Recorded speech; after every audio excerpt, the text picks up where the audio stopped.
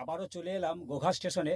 আমি দাঁড়িয়ে আছি পূর্ব দিকে, যেখানে মহিলা পুরুষদের বাথরুম, সেখান থেকে নিচ্ছি এই ভিডিও। এটি পূর্ব দিক, আরামবাগ, তারকেশ্বর, হাওড়ার দিক।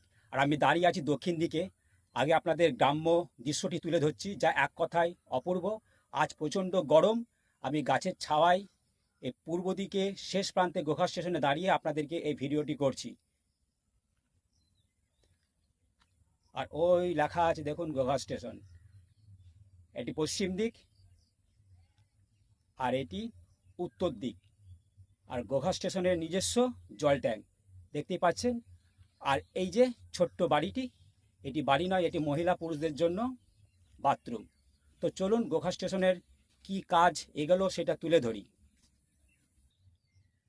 তো এইটা পশ্চিম দিক চলে যাচ্ছে কামারপুকুর মহাতীর্থক্ষেত্র, জয়রামবাটি মহাতীর্থক্ষেত্র, আর বিষ্ণুপুর তো ঐতিহাসিক শহর, যা এক কথায় সারা বিশ্ব চেনে।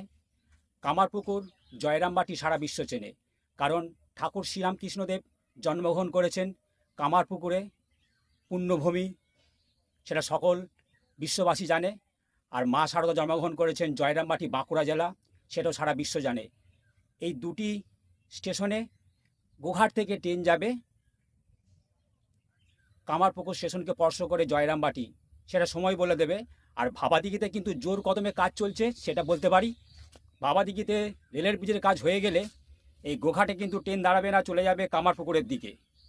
আর যদি কামারপুকুর থেকে জয়রামবাটি রেল লাইনটি সম্পূর্ণ হয়ে যায়, তাহলে কামারপুকুরের শেষ ঠিকানা হবে না হাওড়া থেকে, হবে বিষ্ণুপুর।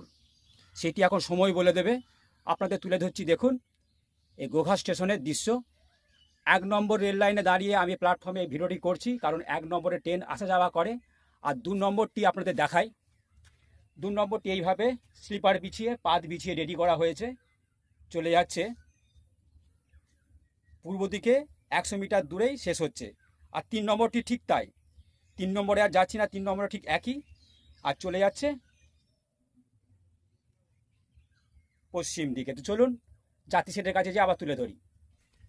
দেখুন আপনাদের রানিং ভিডিও দিচ্ছি। এখানে মহিলা কামরা, এখানেই ট্রেন দাঁড়ায় মহিলাদের।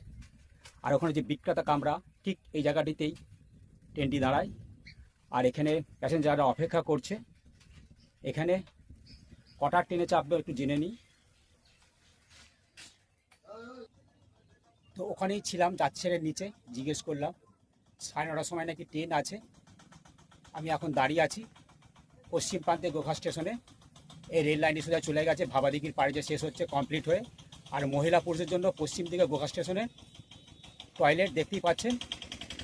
আর এই সুন্দর গাছের ছাওয়ায় দাঁড়িয়ে আছি। এখানে একটি ঘটনা ঘটেছিল, সাইকেল চুরি করা কেন্দ্র করে একজন আমাকে বারণ করলে যে সাইকেল নিয়ে গোঘা স্টেশনে ভিডিও করবেন না। তো আমি তাড়াতাড়ি চলে এলাম। আর এদিক দিয়ে পাবলিকরা শর্টকাট ওঠে স্টেশনে। তো এই বলে আমার ভিডিও এখানে শেষ করছি। এখনও সেরকম কোনো কাজ হয়নি, আর ওভারব্রিজের কাজ শুরু হয়নি। আর 2-3-এ কিছুটা কাজ হয়ে সমাপ্ত হয়ে গেছে। আর এই দিক দিয়ে যেতে হয় টিকিট কাটতে। আপনাদের তুলে ধরছি, এখানে প্রচুর টোটো, অটো দাঁড়িয়ে আছে। আর ওই দিক দিয়ে আসতে হয়। দিকটা নির্ণয় করে দিই, এটি দক্ষিণ দিক। এই দক্ষিণ দিকে রয়েছে প্রচুর অটো, টোটো আর মারুতি ভ্যান। আর এই পূর্ব দিকেই গোঘা স্টেশন। আর এই উত্তর দিকে রয়েছে মহিলা পুরুষের জন্য টয়লেট।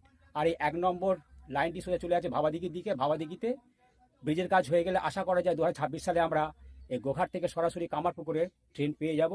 আর যদি কামারপুকুর থেকে জয়রামবাটি রেল লাইন সম্পূর্ণ হয়ে যায়, তাহলে কামারপুকুর, জয়রামবাটি সোজা চলে যাবে বিষ্ণুপুরে।